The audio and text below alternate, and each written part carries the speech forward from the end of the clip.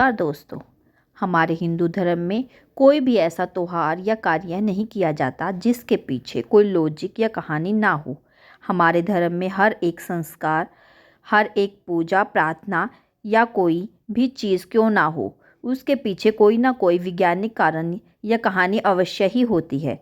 कहा जाता है कि हिंदू धर्म ही एकमात्र ऐसा धर्म है जो वैज्ञानिक तथ्यों से जुड़ा हुआ है और कई सारी कहानियाँ भी हमारे यहाँ सुनने को मिलती हैं। आज हम आपको बताएंगे एक ऐसी ही कहानी जो मकर संक्रांति से जुड़ी हुई है और आपने शायद ही कभी इसे होगा। यह है मकर संक्रांति धर्मराज की कहानी। इसमें आपको धर्मराज के व्रत और उनकी एक कहानी बताने जा रहे हैं। ऐसा कहा जाता है कि इस कहानी को सुनने और व्रत को करने से मोक्ष एवं स्वर्ग की प्राप्ति होती है। शुरू करने से पहले जान लीजिए धर्मराज श्री यमराज का ही दूसरा नाम था। मकर संक्रांति धर्मराज की कहानी शुरू करते हैं। एक समय की बात है जब पृथ्वीलोक पर बब्रुवाहन नामक एक राजा हुआ करता था। उनका राज्य बड़ा ही सुखद था, समृद्ध था। श्री यमराज का ही दूसरा नाम है। मकर संक्रांति धर्मराज की कहानी शुरू करते हैं। एक समय की बात है जब पृथ्वीलोक पर बब्रुवाहन नामक एक राजा हुआ करता था। उनका राज्य बड़ा ही सुखद था, समृद्ध था एवं राजा भी बड़े दयालु थे। इसी राज्य में एक ब्राह्मण हरिदास भी निवास करता था।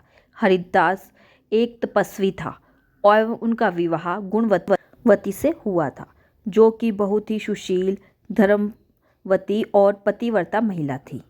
गुणवती ने जीवन भर में सभी देवी देवताओं की उपासना की और सभी प्रकार के व्रत किए एवं दान धर्म भी किया करती थी।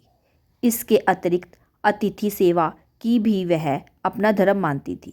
ऐसे ही हंसी खुशी और ईश्वर की उपासना करते हुए वह वृद्ध हो गई। जब उसकी मृत्यु हुई तो यम धर्मराज के दूत उसे अपने साथ धर्मराजपुर ले गए। यमलोक में सुंदर सिंहासन पर धर्मराज विराजमान थे। उनके ही पास चित्रगुप्त भी बैठे थे। आपको पता ही होगा कि चित्रगुप्त के पास सभी प्राणियों के पाप पुण्य का लेखा होता है। चित्रगुप्त प्रभु को प्राण का लेखा जोखा सुना रहे थे। तभी वहां यमदूत गुणवती को लेकर पहुंच गए। गुणवती ने उन्हें देखा, थोड़ी भयभीत हुई और मुंह नीचे कर खड़ी हो गई। चित्रगुप्त ने गुणवती का ब्यौरा निकाला और धर्मराज को बताया। धर्मराज ने पूरा ब्यौरा देखा और प्रसन्न हुई, परंतु फिर भी उसके मुख मंडल पर थोड़ी सी उदासी भी छाई हुई थी।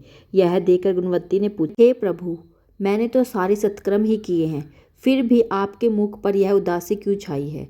यह क्या कारण है? कृपया करके मुझे बताइए प्रभु, मुझसे क्या भूल हुई है? यम धर्मराज ने उत्तर में कहा, हे देवी, तुमने सभी देवी देवताओं के पाठ किए हैं, व्रत किए हैं, उपासना की है, परंतु कभी तुमने मेरे नाम से कुछ पूजा या पाठ या कोई भी दान धर्म नहीं किया है।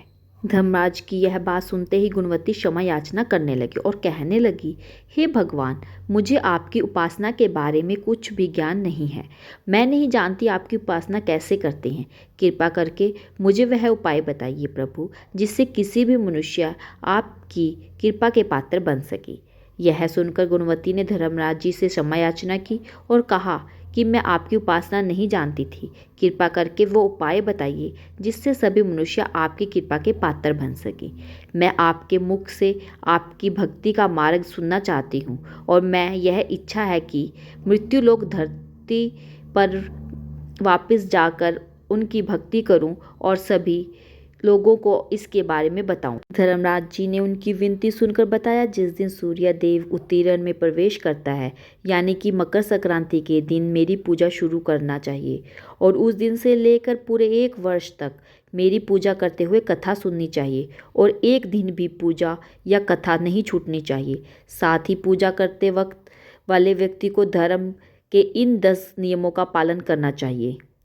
धीरज रखना और संतुष्ट रहना, अपने मन को वश में रखना और सभी को क्षमा करना, चोरी या अन्य दुष्कर्म नहीं करना, मानसिक और शारीरिक शुद्धि यानी पर पुरुष एवं पर स्त्री से बचकर रहना, अपनी इंद्रियों को वश में रखना, बुरे विचारों को अपने मन में ना लाना यानी कि बुद्धि को पवित्र रखना, पूजा पाठ और दान पुण्य आदि करना, व्रत करना एवं व्रत की कहानी सुनना, सच बोलना एवं सभी से अच्छा व सच्चा व्यवहार करना, क्रोधित न होना।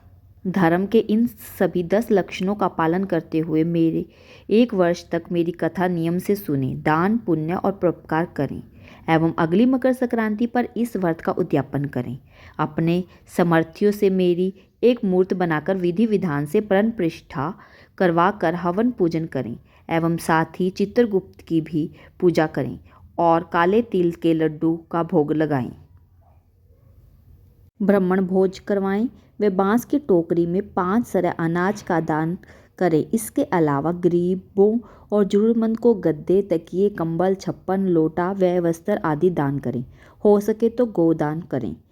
धर्मराज के व्रत की पूरी कथा सुनकर गुणवती पुण्य धर्मराज से व्रत की पूरी कथा सुनकर गुणवती ने पुण्य धर्मराज से प्रार्थना की और कहा, हे प्रभु, आप एक बार फिर धर्मराज की बात सुनकर गुणवती ने विनती की, हे प्रभु, मुझे फिर से मृत्युलोक में जाने दीजिए, जिससे मैं आपके व्रत करूं और इस व्रत का प्रचार भी लोगों में करूं।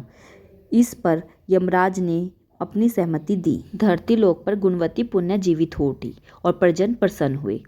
गुणवती ने धर्मराज से वार्तालाप के बारे में अपने पतिदेव को बताया और कहा कि हम यह व्रत अवश्य करेंगे और धर्म के नियमों का पालन भी करेंगे। मकर संक्रांति आते ही गुणवती और उसके पति ने व्रत शुरू कर दिया और 1 वर्ष पश्चात उसका उद्यापन किया। इसी व्रत के प्रभाव से उन पर धर्मराज की कृपा हुई और मोक्ष की प्राप्ति हुई। कथा संपन्न हुई। तो बोलो यम धर्मराज की जय। अगर आपको वीडियो अच्छी लगे तो प्लीज़ लाइक करें, सब्सक्राइब करें। Thank you.